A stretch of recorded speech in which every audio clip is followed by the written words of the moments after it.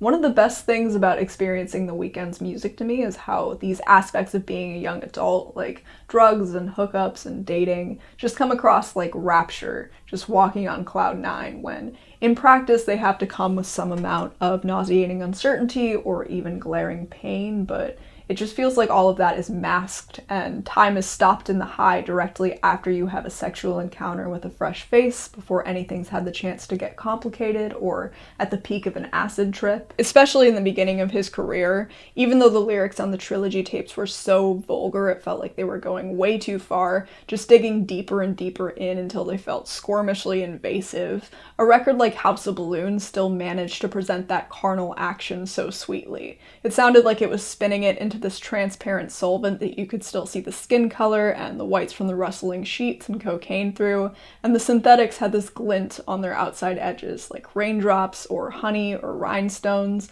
and it always helps that his vocals just feel like a silk cloth sliding against your skin. They're boyish, straight from that ripe spot in his chest. And I also think that Trilogy was the least in touch he felt with the outside world. It had tunnel vision on a span of nights or incidents, and it's almost like as he moved on and every person or situation that once held the weight of the world to him just dwindled to irrelevance, and he saw a million different dire adversities, he started to realize this is all just a never-ending cycle, and he became more indifferent towards his lifestyle. He became totally dead-eyed and started to see his body as just an empty vessel or container that he had no problem being reckless with, just flinging around left and right, but it's like he was just responding logically to what the universe was giving him, telling it, fine, I'll be who you want me to be. And he complemented that with more upscale, costly synth-pop production and lyricism that covered his extravagant life more comprehensively and flaunted every ugly, power-hungry thought that came with it.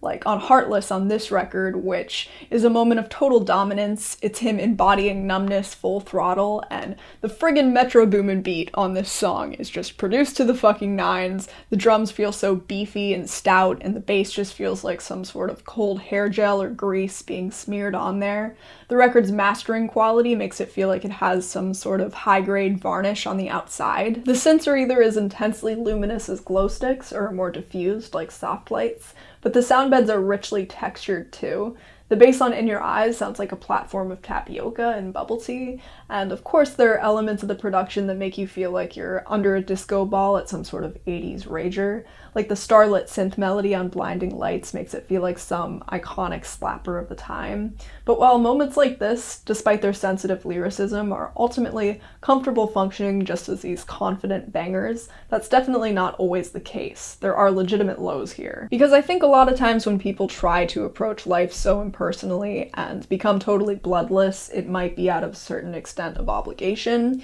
You don't want to drown while everyone else floats, but I think the reality is that few people actually are, and this isn't quite as sustainable as you want it to be. I think the longer you go, the more appetizing the idea of letting feeling into you is when you glance back at it, and actual loneliness does inevitably cycle back around. That's probably why he's coming across as such an ingenuine piece of shit to these girls, expressing interest and piquing theirs, then pulling back over and over again. The track Faith to me is the mindset that he spent so much energy trying to lodge into his brain, finally just crumbling entirely, and his every defense being ripped off, and him becoming overly aware of how little he has at his core. His fight or flight instinct is activated, and it's graphic. He's willing to make any mistake just to feel, even if it means breaking off some essential part of his life. And in a way on this track, it's like he has more control than he's ever had because he's totally unafraid of the implications of destruction. He could OD with someone whose facial features light him on fire and experience the most pure burn that life has to offer and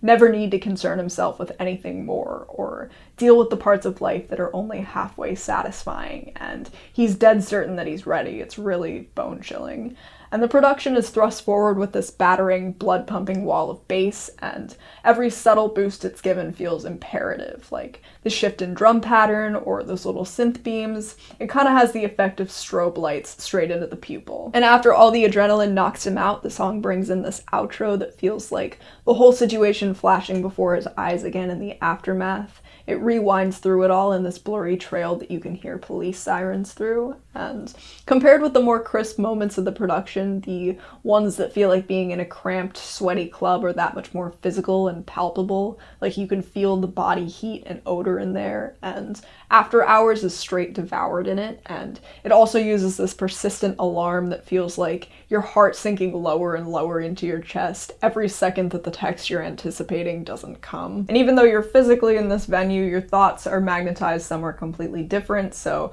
everything where you are starts to bleed together and swirl around like vertigo right before you throw up or pass out. And Too Late has a similarly stuffy atmosphere, but it has more of an assured, pumped up energy, especially in the hook, which just has this fast motion blur like you're jumping around in all directions. And because of that context, the percussion has that much more abrupt a jolt, like metal levers or crowbars through the flesh. And the record does this quite a bit. The trendy, flimsy trap drums always stab you and make you wince. Escape from LA is like a total flood, but at one point it sounds like concrete balls are being chucked straight into it, and Alone Again kind of feels like it's carbonated, like a bunch of bottles of club soda that have been shaken up are being opened and spewing out into streams, but then the bass just barges in at the end and knocks it out, so there is a sense of threat scattered all throughout this record. And it is a Weeknd project, so it lets Cliches define its entire identity unflinchingly, and I think this has always worked in his favor because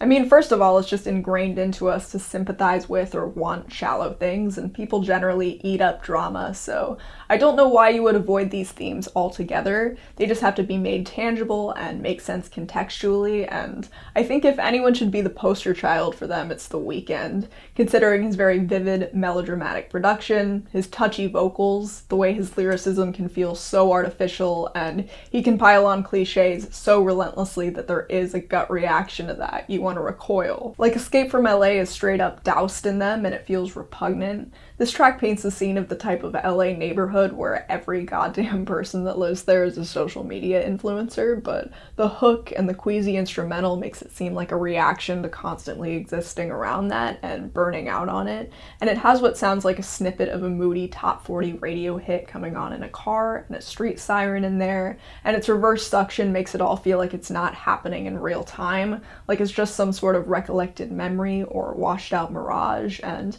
its steady, calculated progressions lure you into it deeper and deeper. And the way that Abel fixates on this girl who he's either infatuated with or in a shaky relationship with in the first verse just reminds me of the way someone would talk if they were glamorizing the idea of just stumbling upon love in this life that's the very antithesis of feelings and meaning and caring, or being that one person who can change someone, the exception to the rule. And even though it's pretty obvious how this could lead to disaster, I feel like it's easier than you think to subconsciously want or hope will happen, and that's why it doesn't sit right with me. The lyrics evolve to the point he loses all self-control, he hits said person up, and they have sex in his empty studio, which maybe I'm reaching, but to me, because that image is an immediate reminder that life is constant drudgery, and because of every other lyric on here, it makes sense that he would be that much more desperate for human touch, that it would seem like the only thing in the world that's real, and that the way the layers start to pile up and embrace the track and become more enchanting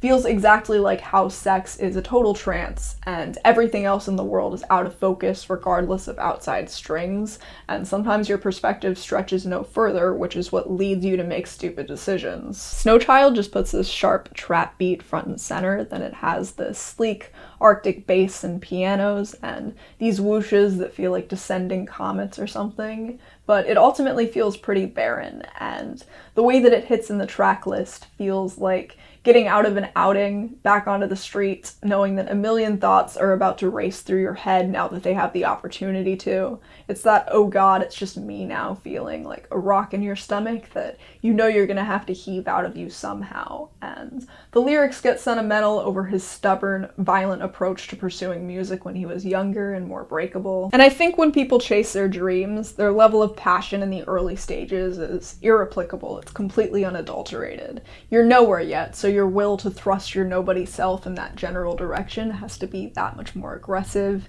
You might subconsciously think that making it will solve everything in your life. You probably acknowledge no bounds to where you could land yet, but for Abel, since he's spent years growing accustomed to all the downsides of fame and understanding that momentary thrills are as much as you can take away from it, he's become totally desensitized to this life, and he could leave it all in a snap and feel no remorse. Scared to Live is pretty much skyrocketed forward by its vocal melody. It makes the track feel wide and grandiose, and with the exception of that scintillating strand of synths, the sound palette feels pretty plain, like it's covered in simple syrup, and it's the one moment on the whole record with good conscience. It's not bogged down or tainted by some toxic mindset. It's about how when you're attached to someone, moving on from them looks like the least appealing option, and every door that would open for you is totally invisible. But it's so transparent once you're out of it that it could have only ever liberated you, and there's objectively no reason to latch on to anything or anyone in this world because there's just too much out there. So yeah, I'm not doing scores on my videos anymore, but